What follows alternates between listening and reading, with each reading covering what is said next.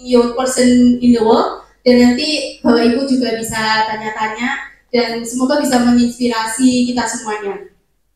Nanti akan dibantu oleh moderator bersama Mas L, dan nanti bisa tanya jawab juga, mungkin Bapak Ibu wartawan, teman-teman mahasiswa yang mau tanya-tanya langsung dan butuh tips cara menginspirasi untuk anak muda seperti apa. Langsung saja moderator kita Mas L, saya persilakan. Oke, terima kasih Mbak Ica. Assalamualaikum warahmatullahi wabarakatuh. Selamat sore teman-teman semuanya. Terima kasih teman-teman mahasiswa, teman-teman dari media wartawan atas kehadirannya di Institut Asia Malang. Nah, jadi seperti yang disampaikan Mbak Ica, kali ini kita akan sedikit ngobrol. Jadi biasanya kalau press release itu kan ada PPT, kalau di ini kita konsepnya ngobrol bareng sama Bu Rektor karena biar santai aja gitu ya. Jadi teman-teman nanti juga boleh tanya banyak hal, terutama tentang pencapaian terbaru dari Bu Rektor, yaitu sebagai ini ya salah satu yang dinobatkan menjadi salah satu TOYP Award ya. Jadi 10 Outstanding Young Person atau salah satu tokoh muda berpengaruh di dunia oleh GCI. Nanti kita akan sedikit bahas TOYP itu apa, GCI itu apa, dan proses-prosesnya sampai beliaunya bisa dinobatkan menjadi salah satu yang lolos tokoh muda berpengaruh itu apa aja sih kriteria-kriterianya. Nah, untuk mempersingkat waktu karena nanti karena kebetulan mohon maaf teman-teman kalau dilihat ini tadi Asia lagi banyak banget acara, karena kebetulan kita ada acara wisuda juga besok. Kalau mau mampir juga boleh, besok kita acaranya di Ijen. Nah, hari ini kita ada yang namanya networking night sama prom night. Kalau prom night itu untuk yang S1, acaranya nanti di depan tapi malam. Kalau mau mampir juga boleh, nanti di Lipo-Lipo juga boleh gitu ya. Kalau yang networking night nanti kita ada pertama di kampus, lanjut ke Aura Cafe. Jadi memang hari ini kita cukup banyak acara di hari Sabtu ini ya. Nggak tahu sih karena ini entah ditepatkan pas banyak acara atau memang kebetulan, tapi intinya daripada kita kemarin settingnya hari Sabtu ini kok ternyata kebarengan banyak banget acara. Nah, untuk mempersingkat waktu karena Bu Rektor nanti juga harus beberapa jam 4 ya, setengah 4 harus moving, jadi langsung saya persilakan Bu Rektor Dwi Sasantoso untuk maju ke depan.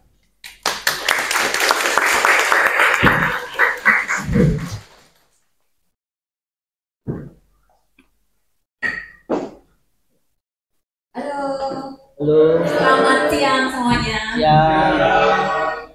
Oke, Bu Rektor ini ya, kayaknya kalau sama Bu Rektor kita tidak perlu kenalan lagi teman-teman ya, karena kalau di Malang dan di Indonesia ya sudah cukup dikenal, bahkan beliaunya kan rektor termuda di Indonesia sampai saat ini, karena belum ada yang lebih muda lagi gitu ya. Saya mau mengalahkan sebagai rektor termuda ya kayaknya susah, karena saya tidak bisa, karena saya 1 tahun lebih, ya meskipun muka saya masih muda juga ya, tapi saya 1 tahun dari segi usia lebih senior dari Bu Rektor. Nah, Bu Rektor gimana kabarnya hari ini? Baik-baik, ini kalau Mas Alex bisa, ini bukan mahasiswa yang bisa ya? Yang di belakang yang masih bisa. Ya, mungkin teman-teman mahasiswa yang di belakang, mungkin kalau nanti mau nyalip Bu Rektor sebagai rektor termuda boleh, tapi syaratnya adalah harus lulus tepat waktu. Oke, Bu Rektor, kembali lagi ke topik bahwa kemarin Bu Rektor di bulan kemarin ya dinobatkan menjadi salah satu tokoh muda berpengaruh di dunia oleh GCI. Nah, pengen sedikit tanya nih, gimana sih perasaan Bu Rektor atau ekspektasi gimana sih perasaan Bu Rektor ketika pertama kali mendengar bahwa Bu Rektor ini lolos terpilih menjadi salah satu tokoh muda berpengaruh dunia oleh GCI? Oke, sebenarnya saya lumayan ini sih ya, lumayan surprise juga karena nggak expect kalau bisa masuk ke jadi analis dari top 10 yang dunia gitu. Jadi ini kan dulunya awalnya 2023 kan saya waktu itu dipilih untuk jadi TOYP yang di Indonesia. Nah, dari situ jadi saya masuk salah satu dari orang-orang yang dinominasikan untuk di move on ke dunia gitu. Jadi the world TOYP. Ada berapa orang yang dari Indonesia? Setahu saya dari 10 yang dapat award 2023 itu 4 atau 5, 5 kayaknya. Hanya 4 atau 5 orang yang dinominasikan ke tingkat dunia. Dan kalau kita ngomong TOYP ya, ini bukan ajang kaleng-kaleng ya, ini memang adalah sebuah ajang penghargaan yang dilakukan oleh GCI itu kurang lebih sudah sejak 1983. Iya, benar ya, betul ya. Dan kalau untuk yang dapat nominasi tingkat dunia ini juga bukan orang kaleng-kaleng. Contoh kayak ada John F. Kennedy. Terus kalau dari artis itu yang paling saya ingat itu adalah Jackie Chan, ada Elvis Presley. Kalau dari Indonesia itu ada 2 orang sebelum berrektor itu ada Kak Sito, ada juga Abu Rizal Bakri. Jadi itu ya. Jadi jadi itu adalah gambaran TUYB. Jadi ini memang bukan ajang kaleng-kaleng. Nah, ini kan diadakan oleh GCI Berrektor. Nah GCI sendiri itu apa sih? Apakah kalau saya misalnya nih, saya Mas El nih, mau dinominasikan ke tingkat dunia juga? Kayaknya masih tidak mungkin sih. Nah, apakah saya harus join GCI juga? Oke, jadi GCI sendiri ini organisasi kemudaan ya, singkatannya dari Junior Chamber International. Dia sendiri itu membernya kayaknya sudah 2.000 lebih di seluruh dunia ini. Kalau nggak salah ada di 60 negaraan lah, di mana itu ya salah satu organisasi kepemudaan yang cukup mendunia gitu ya. Jadi saya sendiri join di 2019 yang di GCI East Java itu yang di Surabaya. Sebenarnya kalau mau di OYP tidak harus jadi membernya GCI, tapi kalau teman-teman mau join, mau tanya, ya bisa juga, bisa mengerti mengenai banyak apa sih itu OYP dan lain-lain. Tapi nggak harus pemenangnya ini dari member sendiri itu nggak harus. Nah kalau untuk GCI sendiri nih, kan itu organisasi kepemudaan, organisasinya anak-anak muda ya. Yang kalau saya lihat itu untuk jadi member GCI itu kan yang under 40 tahun ya. Nah itu GCI sendiri sebenarnya organisasi yang bergeraknya di bidang apa sih? Sosial kah, bisnis kah, atau seperti apa berarti? Nah jadi GCI ini agak menarik ya, karena dia ini bilang bahwa dia ini ingin meningkatkan leadershipnya dari teman-teman yang join, dari pemuda-pemuda.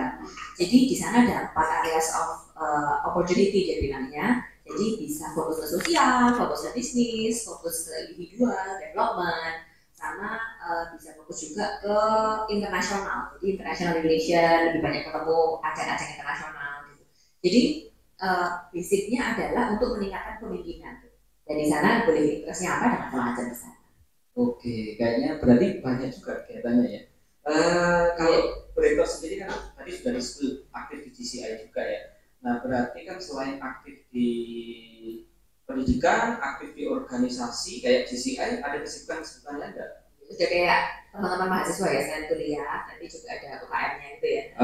Tapi kalau organisasi itu menurut saya tetap penting sih, gimana kita bisa berrelasi sama orang, mungkin kemudian sebuah program itu akhirnya jadi sesuatu yang positif kan gitu. Selain itu kegiatan saya selain di kampus dan berorganisasi, saya juga kadang-kadang sebenarnya diminta untuk menjadi training, jadi sharing sama perusahaan-perusahaan. Ada perusahaan korporat kadang-kadang ada di asuransi, keuangan, kadang manufacturing, juga ada beberapa yang meminta syarat saya untuk sharing, kadang-kadang menciptakan program bersama. Jadi ada juga yang seperti itu gitu. Lebih banyak kadang-kadang kalau nggak tentang training AFD, kalau nggak tentang nanti leadership ya, atau program CSR gitu juga kadang-kadang saya diminta untuk membantu di sana.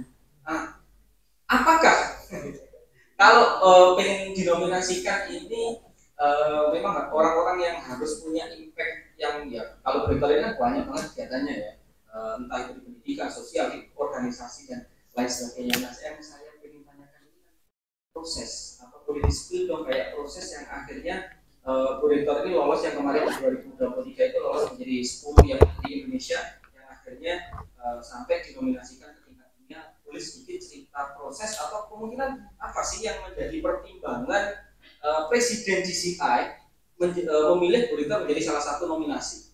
Jadi benar banget katanya Mas Elif. Jadi ini prosesnya sendiri itu kan harus dinominasi oleh Presiden, di mana itu nanti dinominasikan lalu kita ada alasan-alasannya. Tapi sebenarnya untuk menjadi POYP sendiri itu ada banyak bidang, harus di bidang pendidikan.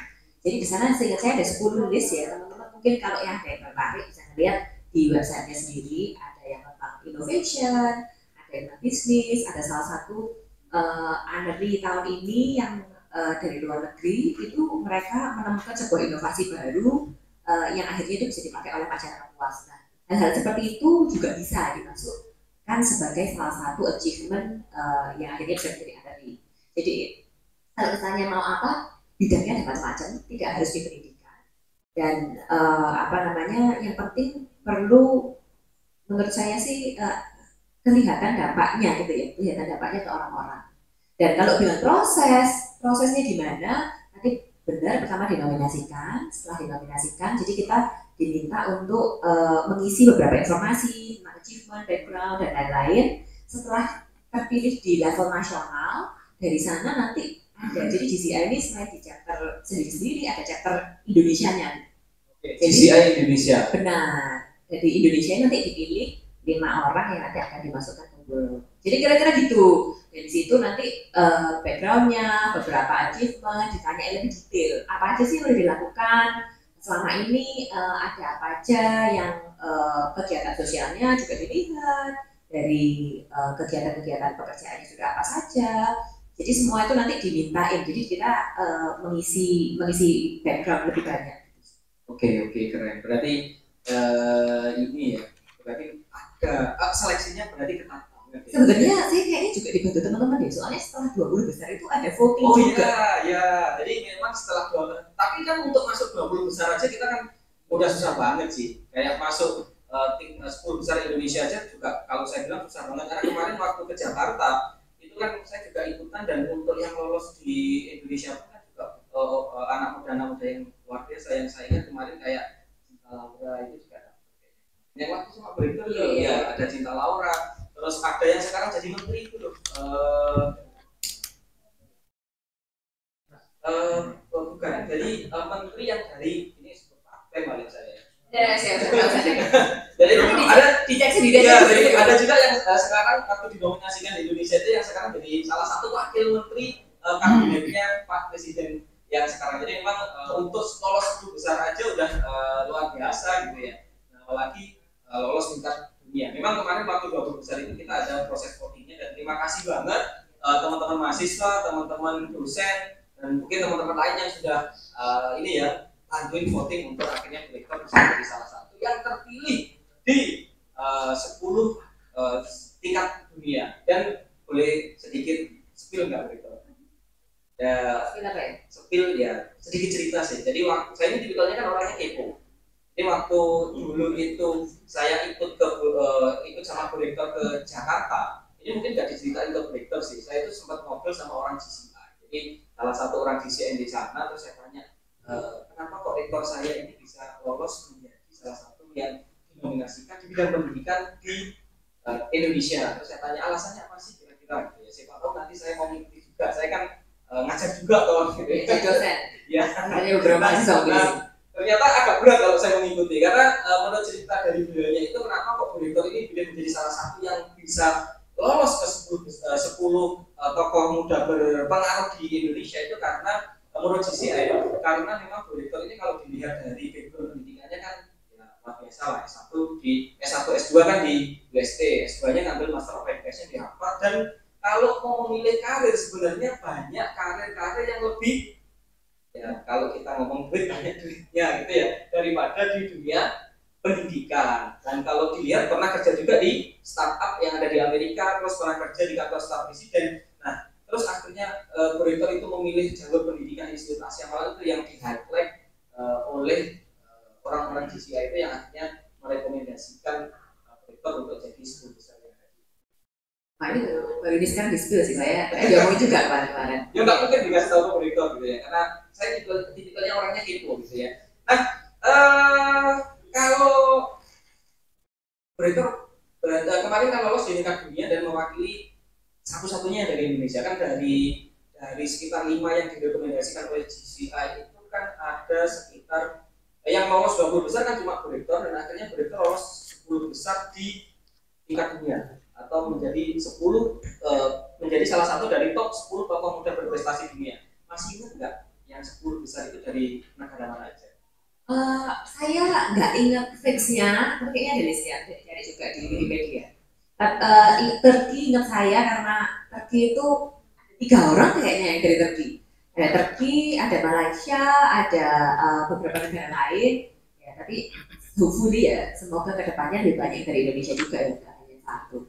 Malah ini kayaknya udah vacant agak lama, udah lama nggak masuk ke top 10 dari Indonesia. Kalau nggak salah terakhir itu tadi saya baca itu yang terakhir di Indonesia itu dapat itu ya tadi yang saya baca di awal, yaitu yang pertama itu dapat itu adalah Pak Abu Rizal Bakri itu di 1986, Terus yang kedua di 1987 itu adalah Kak Seto. Nah kalau Abu Rizal Bakri itu karena pencapaian beliaunya di bidang ekonomi atau bisnis ya. Nah kalau Kak Seto itu karena kepedulian beliaunya, fokus beliaunya kepada dunia anak-anak. Jadi memang itu terakhir Indonesia dapat adalah di tahun 87 berarti Kak Seto. Dan ya sekitar berapa tahun itu?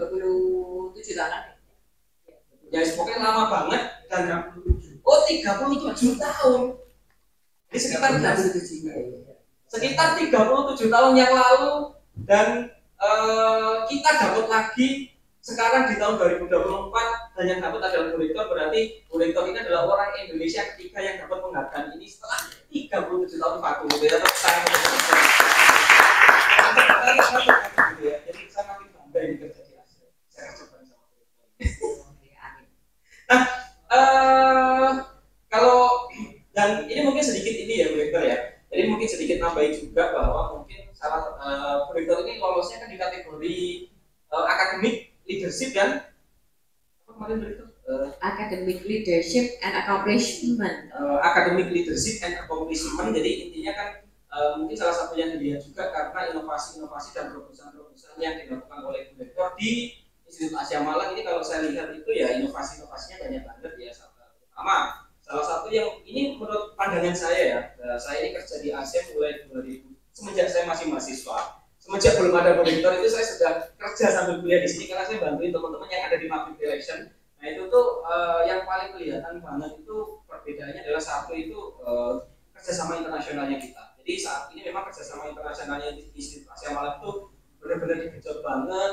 Terus memang ada banyak pembaharuan di bidang kurikulum. Jadi karena mungkin pengalaman beliaunya yang di S1 S2 di USA, terutama S2-nya di Harvard itu banyak modifikasi kurikulum yang ada di Institut Asia Malang. Terus beliau ini juga sangat mendukung banget terhadap pengembangan karir dosen dan karyawan dan masih banyak inovasi-inovasi yang lainnya. Ya, nah, selain di Asia ada nggak yang istilahnya berkecimpung di dunia pendidikan yang selain di Asia misalnya gitu? Selain training tadi atau Oke, yang terakhir itu saya juga ini salah satu yang saya highlight juga itu kemarin diminta untuk bekerja sama dengan BCA. Jadi waktu CSR-nya BCA, waktu itu sempat saya sebenarnya untuk jadi fasilitator juga. Jadi membantu membuat program transformasional untuk sekolah-sekolah di Indonesia binaan bakti BCA. Yang waktu itu kalau nggak salah 40 kalau sekolahnya itu sekitar 40-an, tapi itu untuk yang waktu kita hadir itu kan sekitar 80 orang. Jadi ini adalah program CSR yang dilakukan oleh BCA, namanya CSR Bakti BCA. Nah mereka ini kan sangat fokus juga di bidang pendidikan dan karena melihat profiling yang Bu Rektor, akhirnya kemarin BCA ini, Bakti BCA ini minta kita, Bu Rektor dan Institut Asia Malang untuk memfasilitasi kepala sekolah dan pemangku kepentingan yang ada di sekolah ya, kayak kepala sekolah, raka kurikulum, intinya orang-orang yang berpengaruh di sekolah untuk melakukan transformational leadership. Jadi gimana bikin program yang berkelanjutan di sekolah-sekolah di Indonesia. Jadi kemarin dari seluruh Indonesia, ada yang dari Lampung, ada yang dari Jambi, Sumatera, Banten dan jadi kita ngakuin coaching, terus bikin beberapa kali program, juga kira-kira mungkin 8 bulanan ya akhirnya programnya jatuh. Ya kira-kira gitulah. Oke. Ini sudah 14.37 Rektor. Mungkin yang terakhir sebelum sesi ke tanya jawab, mungkin di sini kan ada teman-teman mahasiswa juga ya. Nah, mungkin ada enggak tips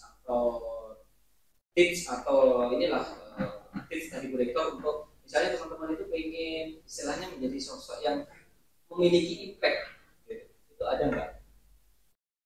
Nah, di bidang apapun gitu ya, di bidangnya masing-masing. Ya kan nggak harus di pendidikan ya. Ya, karena seperti yang ada di GCI sendiri ya, ada yang di GCI sendiri untuk TOYP ini kan bukan hanya di bidang pendidikan, tapi banyak bidang-bidang masing-masing. Jadi memang ini adalah penghargaan yang diberikan oleh untuk orang-orang yang berpengaruh di bidangnya masing-masing. Ada yang di kesehatan, ada yang di inovasi, ada yang tadi kayak Kak Seto di bidang kepedulian sosial terhadap anak. Nah, jadi di bidangnya masing-masing gitu. Ya, kalau menurut saya sih sebenarnya nggak hanya mahasiswa ya, tapi semua yang di sini ya. Menurut saya kalau memang kita mau berbuat sesuatu kayak mempunyai impact, kayak balik lagi harus mulai dari diri kita sendiri. Gimana kita bisa make sure kalau kita tuh mempunyai apa ya, mau mengerjakan sesuatu dengan maksimal gitu. Jadi misalnya kita mau berbuat sesuatu, kita membuat sebuah project, ya gimana caranya biar kita semaksimal mungkin melakukan hal tersebut, biar balik lagi bisa berdampak ke sekeliling kita. Nggak harus muluk-muluk lah, jangan muluk-muluk mulai dari mau berdampak se Indonesia, kayak nggak perlu gitu. Mulai dari yang kecil-kecil dulu, kan katanya yang ya pada perkara kecil diberikan perkara yang lebih besar ya. Jadi dari situ kita memeriksa dulu hasil yang kita lakukan itu baik dari apa yang kita lakukan setiap hari. Nanti kedepannya pasti lebih banyak responsibility, opportunity itu pasti akan datang sendiri sih menurut saya. Jadi buat teman-teman mahasiswa memang paling nyaman itu rebahan. Tetapi mungkin ada hal-hal lain yang teman-teman bisa lakukan. Ya bolehlah rebahan, tapi jangan lama-lama kan gitu ya. Jadi ada waktu buat teman-teman pengembangan diri, untuk gabung mungkin dengan UKM, melihat organisasi di luar kampus yang nanti bisa membuat teman-teman itu terekspos dengan hal-hal yang lebih besar lagi gitu. Dikerjakan sebisa mungkin. Kurangi rebahan ya. Kurangi rebahan. Jadi simpelnya kurangi rebahan ya gitu ya. Terakhir, saya kok penasaran gitu ya. Tadi kan kita ngomongin di bidang pendidikan dan penghargaan prorektor ini di bidang pendidikan. Ini pertanyaan saya ini boleh dijawab boleh tidak? Kalau memang menurut prorektor, karena nggak saya catat ini. Kalau menurut prorektor mau dijawab silahkan, kalau nggak dijawab nggak apa-apa. Ada rencana untuk shifting karir nggak? Kan sekarang ini kok kayak udah seperti wartawan ya. Satu yang kayaknya bakal ditanyakan oleh wartawan. Ya sejujurnya sekarang belum tahu ya, tapi kan ini sekarang menyelesaikan masa jabatan, jadi melihat deh bagaimana. Masih bisa 3 tahun. Oke. Kita lihat deh bagaimana. Siap, terima kasih. Anti climax banget. Ya, terima kasih. Terima kasih untuk Bu Rektor. Terakhir mungkin kalau teman-teman mau ada pertanyaan silakan. Untuk pertanyaan mungkin akan dibantu sama Mbak Eca karena saya harus pamit karena ada kegiatan lain. Terima kasih Bu Rektor. Saya kembalikan ke Mbak Eca. Jam terbangnya Mas El nih ngelain Bu Rektor. Terima kasih Mas El. Thank you. Oke, ini kita buka pertanyaan dulu, mungkin dari Bapak Ibu wartawan dulu, saya persilakan. Jadi mungkin di list beberapa pertanyaan dari wartawan dan mahasiswa beberapa ya, lalu baru kita selesaikan. Ketiga, boleh kalau boleh. Ya, terima kasih. Assalamualaikum warahmatullahi wabarakatuh. Saya Agus dari ada di Malang.com. Yang pertama ucapan selamat tentunya buat Rektor untuk raihan prestasi ini. Dari sebuah prestasi tentunya membawa sebuah konsekuensi. Nah, ini kira-kira dengan raihan ini apa yang akan dilakukan next gitu? Karena kan misalkan peraih prestasi apapun pasti akan ada dampak yang akan mungkin itu aja Bu Rektor untuk pertanyaan dari saya. Terima kasih. Ini udah kayak quote-nya Spider-Man aja Pak, with great power comes with responsibility.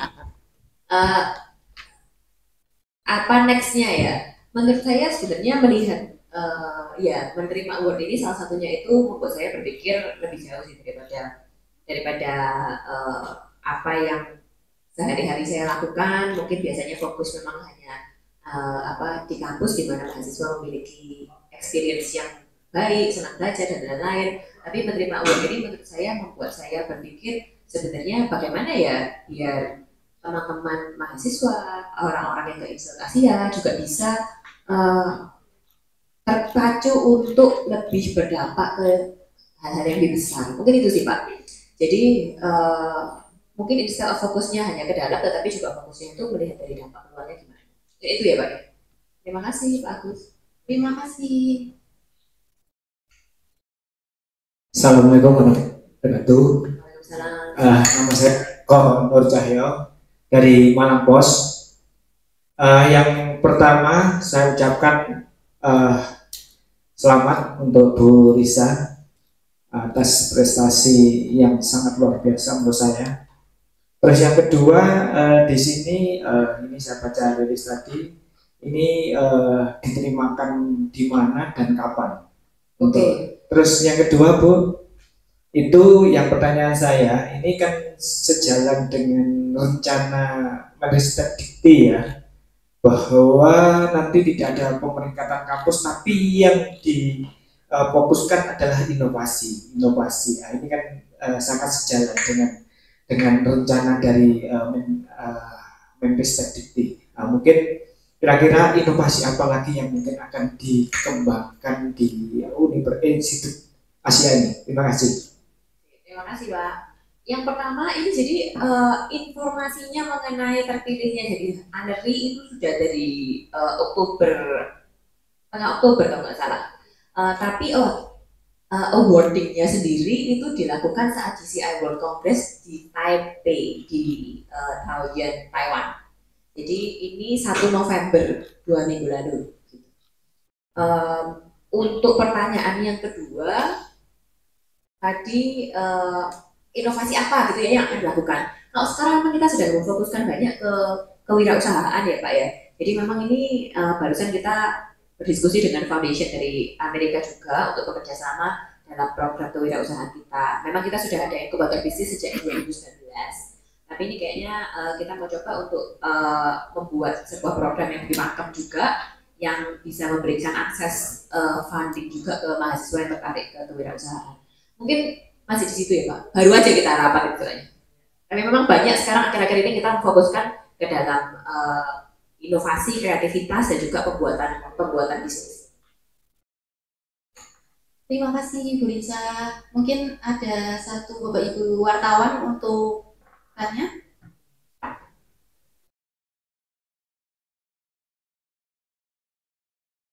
Selamat siang Bu Lisa. Selamat siang. Ini bisa yang dulu di Pare waktu mengisi di kampung Inggris. Iya, nah, thank you Pak udah datang jauh-jauh dari Kediri. Siap dengan senang hati. Yang pertama selamat tentunya Bu dengan penghargaan yang sangat membanggakan ini yang saya ingin menanyakan tadi sempat disinggung ada 4 sampai 5 nominator lain di Indonesia. Tahu siapa saja yang mungkin tokoh-tokoh besar lainnya selain panjenengan. Yang kedua mungkin bisa disambung juga apa arti penghargaan ini untuk seorang Bu Lisa. Bagaimana melihat penghargaan ini untuk kedepannya juga. Terima kasih. Oke, terima kasih. Untuk listnya saya nggak tahu siapa yang terpilih, tapi sudah pasti dari penerima award POYP Indonesia 2023. Jadi boleh dilihat di situ listnya siapa saja ada di masuk berita apa kok. Jadi bisa di Google untuk penerima award POYP 2023 Indonesia. Nah, itu pastinya dari sana. Tapi saya nggak diinfokan siapa saja yang dipilih, nggak diinfokan juga. Untuk yang kedua, apa artinya? Menurut saya ini sebenarnya jujur saya nggak tahu apakah bisa dapat di dunia apa enggak gitu ya, karena saya tahu chance-nya untuk dapat juga kecil gitu. Jadi sebenarnya saya cukup terkejut dan cukup ya sangat happy juga ya bisa menerima ini gitu.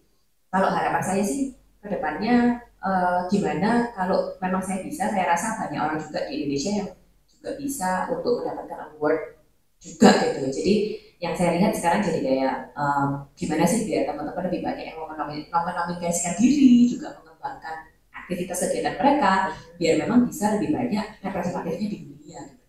Jadi mungkin itu ya Pak ya. Terima kasih. Terima kasih. Boleh dikasih satu buat mahasiswa Bu? Silakan. 2 pun boleh, 1 lagi. Oh, 2, oke. Ya udah, 2 sekalian lah. Selamat siang Bu, saya Firdian Yandika dari Prodi Manajemen Angkatan 24. Jadi ya sebelumnya selamat buat Bu Lisa atas prestasinya Bu ya. Terima kasih. Sama-sama. Baik, yang mau saya tanya adalah kan banyak orang Bu, dia sudah tahu apa yang perlu kita lakukan untuk mencari prestasi Bu ya, kayak Bu Lisa gitu kan, dan tahu jalannya, juga tahu apa yang perlu dia lakukan. Tapi banyak orang itu nggak mau lakukan. Gak membutuhkan gitu Bu ya, karena dia saya rasa itu belum tahu apa big why dalam hidupnya Bu ya, big why-nya, purpose-nya Bu ya. Nah lagi yang mau saya tanyakan adalah apa sih Bu yang perlu kita trigger dalam diri pribadi ini Bu, sampai dia tahu kalau kita punya big why dalam hidup ini, sehingga ketika menjalani kehidupan itu bisa terbang tinggi Bu ya, melampaui dunia bahkan Bu ya, untuk juga berprestasi bahkan berdampak pada dunia gitu Bu. Itu dulu. Terima kasih. Sama-sama. Ini kayaknya udah baca itu ya, bukunya Simon Sinek Start With Why itu ya. Kita mulainya start off dari apa yang kita lakukan, mulainya dari apa yang kenapa kita melakukan itu kan gitu.